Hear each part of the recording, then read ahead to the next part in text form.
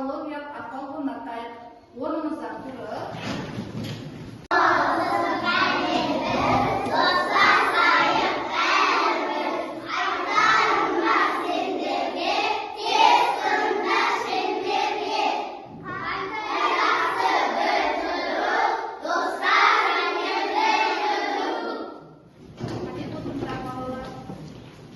Сабақты бекіту мақсатында мен сендерге Kinder шоколадын әкелдім. Бұның ішінде сұрақтар берілген.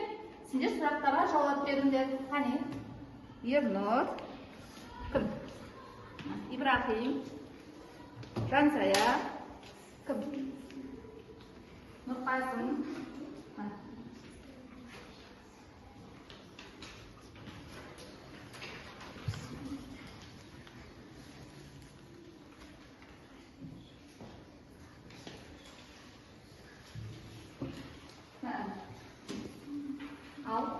İşin aşık. Sұраққа дайындалыңдар. İşin aşık, iya, aşыңдар. Iya, ішіндегі сұрақты оқып, маған кім дайын болса, жауаптарыңызды айтыңыздар. Кім дайын? Қане? Қазақ тілінде неше әріп бар? 42 әріп бар. Жарайсың. Алдыңдар. 3 бөліктен тұрады. Қандай? Ортасы, соңы, басы. Мәтіннің басы, негізгі бөлімі және соңы. Кім дайын? Мен. Ал Фирдос. Жас есімнің сұрақтары. Кім-кімді не? Жарайсың. Мағынасын өзгертетін. Қосымшаны. Жұрнақ дейміз. Жарайсың. Және кім дайын? Тез қайын.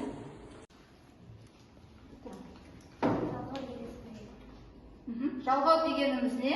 Сөзді.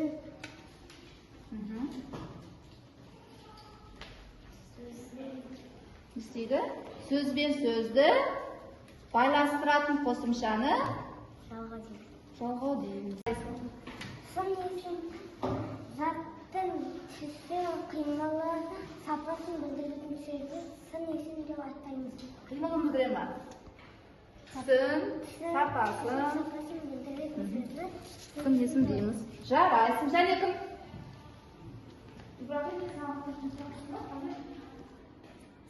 Жетістіктің сұрақтары. Не қылды, қайтты, не шақты қойды. Не істеді, қайтты. Жетістік дегеніміз не? Заттың іс-әрекеттің қимылын білдіретін сөздерді жетістік деп атаймыз. Жарайсың.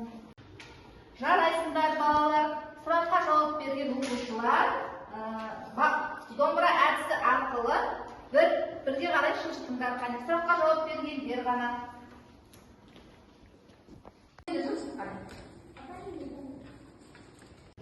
Ал оқушылар бүгінгі жаңа тақырып дара және күрделі сын есім.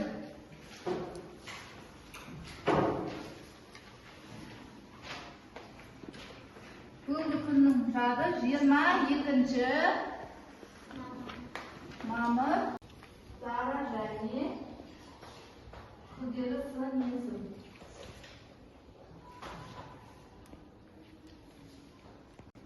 Ал оқушылар бүгін біздер жаңа тақырыпта дара және күрделі сын есімдерді ажырататын боламыз. Бірінші жаттығу кестедегі сөздерді оқып. Бірінші дара сын есім. Қане кім оқиды? Оқы Жансая. Дара сын есім.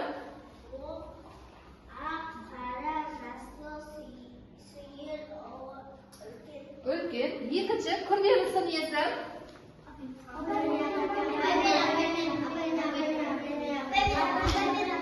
Балауды оқы.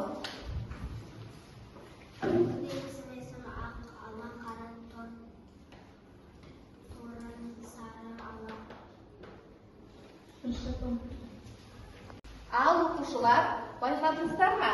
Дара сын есім бір ғана сөзден тұрса, ал күрделі сын есім екі немесе одан да көп сөзден тұрады. Мында сын есім екіге бөлінеді. Дара сын есім, күрделі сын есім. Дара сын есім бір сөзден тұрады. Мысалы, қою, көк, сары, қызыл, ал күрделі сын есім екі не одан да көп сөзден тұрады. Мысалы, ақ сары, көк ала, қара торы. Түсіндіңдер ме балалар? Дара және күрделі сын есімнің ережесіне назар аударыңыздар. Видеороликті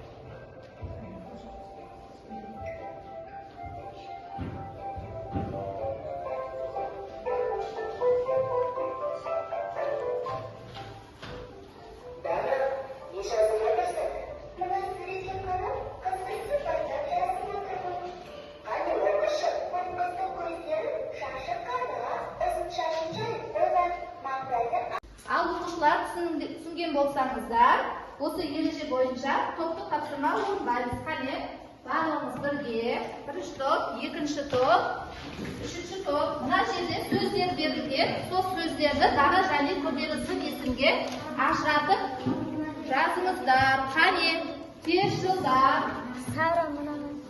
оқып отырып.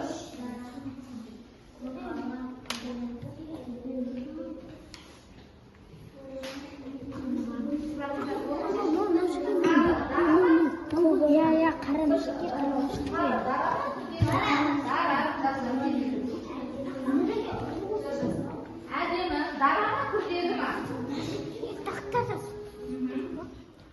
Көк ала, күрделі сын есім ба, дара сын есім ба?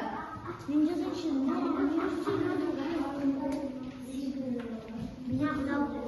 Күрделі салқын, мынау сап-салқын.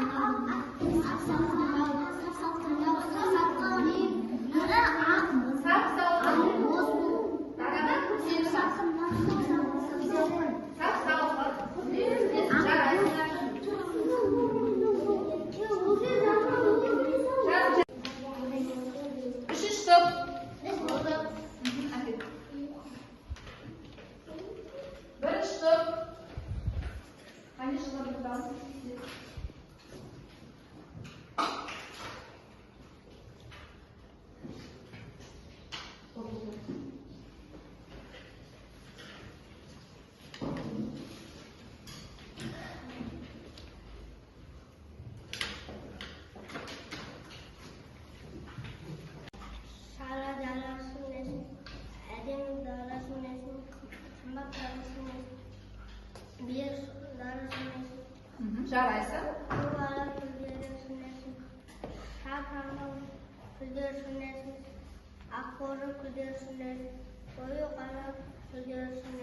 Жарайсың. Сары әдемі қымбат биік дара сын есім көк сап-салқын ақ қою қара күрделі сын есім. Дұрыс, жарайсың. Сары әдемі қымбат биік дара сын есімде дұрыс. күрделі сын есім көк ала сап-салқын ақ боз қою қара. Бұл күрделі сын есімі. Жарайсыңдар. Үш топқа да өздеріңізге домбыра арқылы 2 балдан қойып алдыңдар. Жылдың 2 балдар. Барлықтарымыз 2 балдар жылдың қойып алдыңдар. Болды. Екінші жаттығу тақырып бойынша мәтін мазмұнын болжап, мәтінді тыңда. Ең алғашқы ұшу құралы қандай болған? Кім шығады? Кел. Адам баласы ерте заманнан ақ жан жағында ұшып жүрген құстарға, аспанда қалықтап жүрген бұлттарға қарап солар сияқты ұшуды армандаған. Ұшу туралы неше түрлі аңыздар мен ертегілер ойлап шығарған қазақ ертегілердегі ұшқыш кілем не соның бір көрінісі. Адамдар ең алғаш ұшу құралы ретінде әуе шарын ойлап тапқан. Ол ыстық ауа мен толтырылып, сол арқылы көкке көтерілген кейіннен Дирижабль деп аталатын ұшу құралы жасалды. Жақсы, жарайсың. Ал сын есімдері тауып, дара және күрделі екен ажыратып. Қандай? Дара ма, күрделі ма? Дара сын есім. Ұшу аппараттары екі түрлі болады. Олар ауыр және жеңіл түрде. Ауыр аппараттарға ұшақ, тікұшақ, планер, ғарыш кемесі жатады. Ал жеңіл аппараттарға аэростар, дирижабль, яғни әуе шары жатады. Бұл жердегі, бұл мәтіндегі сын есімдер қайсы сөздер? Ұшу. Оқушылар олай болса бір сергіп алайық, қане? Орнымыздан тұрайық, алақанды суғайық, орнымыздан тұрайық. Қане тез орындайық, орнымыздан тұрайық.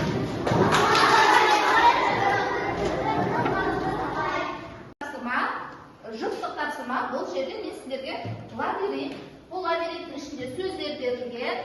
Сын есімдерді жүре отырып, зымыраннан айға қалай жете аласың? Карандашпен сызып белгілен, қане. Айға қалай? Карандашпен сыздар.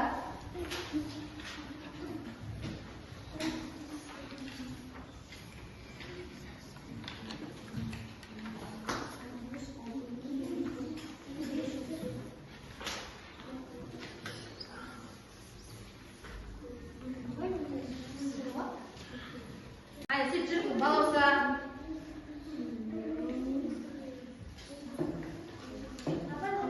Сарғыш, әдемі, тәтті, қаттылығы көп, ұқыпты, үлкен қызыл, аппақ, қышқыл, қалың сүйір, ұсақ, ірі,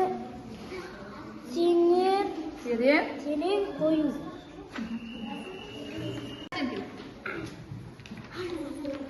Тез доктор. Әдемі, қызыл, сұлу, ақылды, үлкен, биік, жасыл, бірлігі,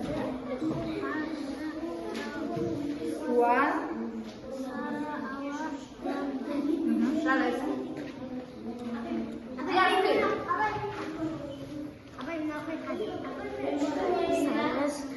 Сарғыш, әдемі, тәтті, қатыгез, көп, Ұқыпты. үлкен, қызыл, аппақ, қышқыл. Жарайсыңдар оқушылар, барлықтарыңыздың жауаптарыңыз дұрыс. Домбырадан бір бал жоғары жылжытып алыңыздар. Жазылым, дәптермен жұмыс, үшінші жаттығу. Мына жерде жақынпаштар берілген, қате берілген, соны дұрыстап түзетіп жазамыз. Қане, кім шығар тақтаға? Бірінші топтан. Аяна кел. Оқы.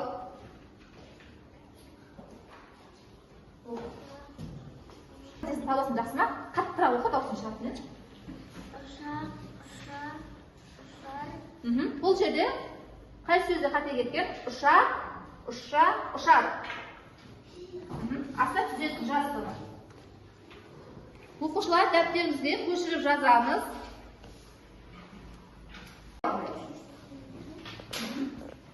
Оқы екіншісін. Бастан оқы. Ұшақ ұшар, ұзақ ұшар. Ұшақ ұшса, ұзақ ұшар. Бұл жерде қате, қай жерде қате кеткен? Соны дұрыстап жазамыз, қане жаз.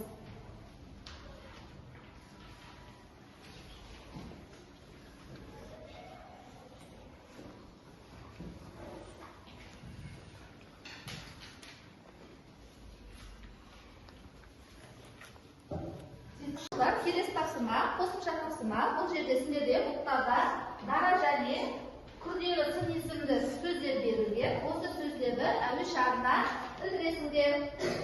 Қайсы сөз дара, қайсы сөз күрделі.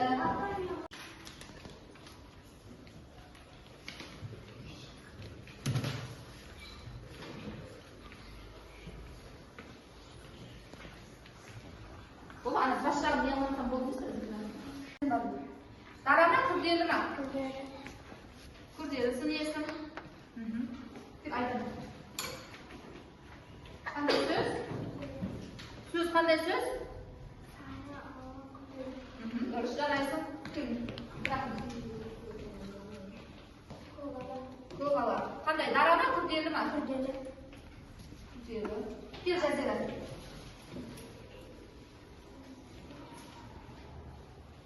Қызғылт сары. Айт өзің, қызғылт сары деп айт. Дара ма, күрделі ма? Күрделі деп айт. Жақсы ма? Қандай сөз? Дара ма, күрделі ма? Жарайсың. Кел балым бер. Қара күрделі емес. Күрделі. Кел әні.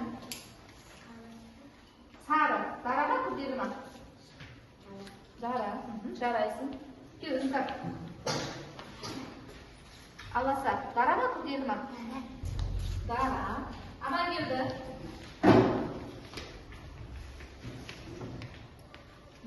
Қандай сөз? Жақсы. Дара ма, күрделі ма? Дара. Дара. Жарайсың. Мәнш. Жаман. Дара ма, күрделі ма? Дара. Балауса.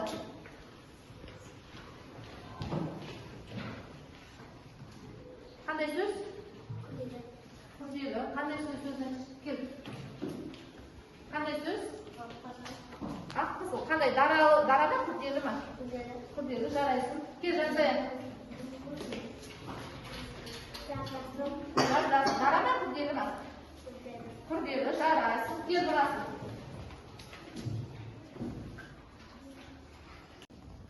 Олай болса, балалар, бүгінгі сабақ түсінікті болса, үй жұмысын алыңыздар. Үй жұмысы 4-ші жаттығуда біреуіміз берілген.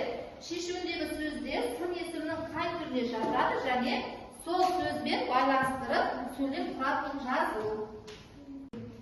Ережені жаттап келіңіздер. Дара және күрделі сын есім. Бүгінгі сабақ ұнады ма, оқушылар? Түсінікті болды ма? Дара сын есім дегеніміз не екен? Кім айтады? Бір сөзден құралған сын есімді дара сын есім. Ал күрделі сын есім дегеніміз не?